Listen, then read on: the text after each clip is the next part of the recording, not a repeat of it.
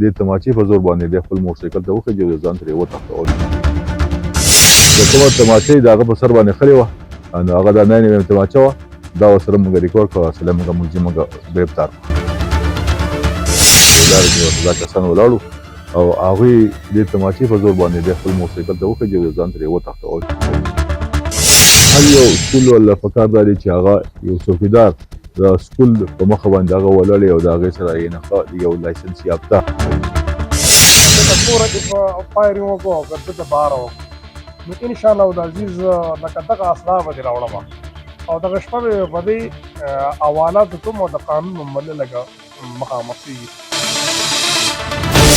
د هر یو سړی خپل بچي ته دا ووایي چې یاره ون بیلې مه کوه. دغه رنګې داسې بهان مې کلتور چې دی هغه پکې د SMG ریکورډ د دې نه علاوه څه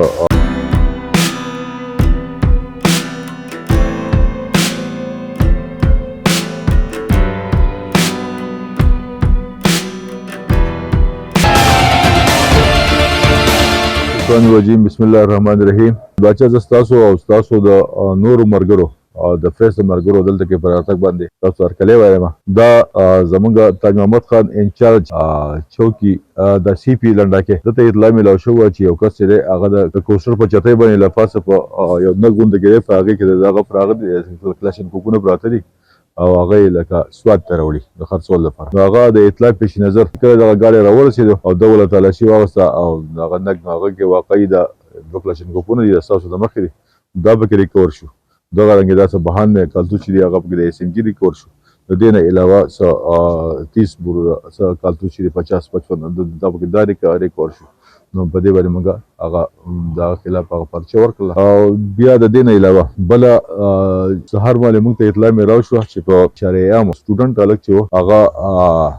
یعنې یو ملزم یا ملزمان نامعلوم چې دی هغه د اسلحې په یعنې اسلحې په نوک باندې په زور باندې وتښته. دغه اطلاع چې وه ما د جناب DIG صاحب د سید محمود سیاتي صاحب او د خپل DFO شفیع الله ګرداپور صاحب په نوټس کې راوسته. هغې بیا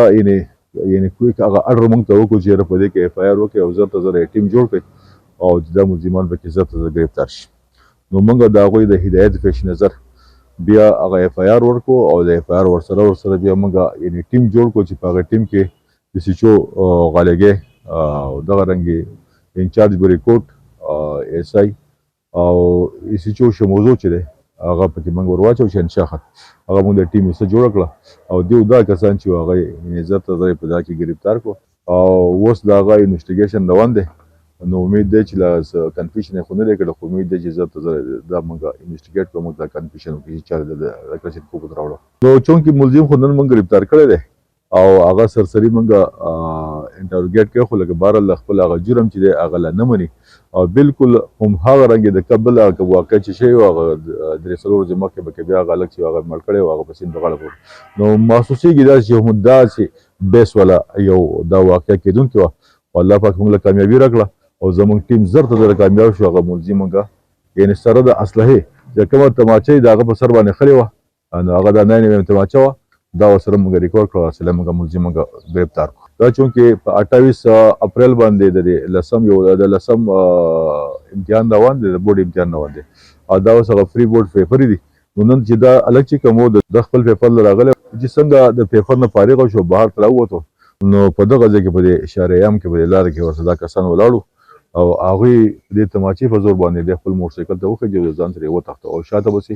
بل یو موټرسایکل چې دی هغه پسې مې شاته روان شو. د سکولونو خو داسې ده چې هغوی خو د هغو سره موږ لاړو، زه په خپله هم SHO صاحب او د انچارج بریکوټ چوکی والو موږ ټول لاړو، د هغه سره موږ میلاو شو. خو چونکې هغه غریب خو هم ډېر زیات خفه و، خو بهرحال هغه ریاکشن او دغه به سبا نه پته لګېده، خو الله پاک موږ له ډېره زیاته کامیابي راکړه. او زه ستاسو د چینل په وساطت سره چې څومره پورې زموږ د پرایویټ سکولونه دي یا د سرکاري سکولونه دي هغو ته زه دا ریکویسټ کوم، هغو ته زه سوال کوم چې څومره پورې کوم د نیشنل اکشن پلان چې د هغې په تحت باندې یعنې په هغه چې هغې د خپل سکولونو باندې د کیمرې چې د کم از کم نصب کړي او کم از کم هر یو سکول والا پکار دا دی چې هغه یو څوکیدار د سکول په مخه باندې هغه ولاړ او د هغې سره یعنې یو لایسنس یافته ریپیټر وسره یا اسلحه وسره چې هغه دا قسمه کسان چې د هغه روتم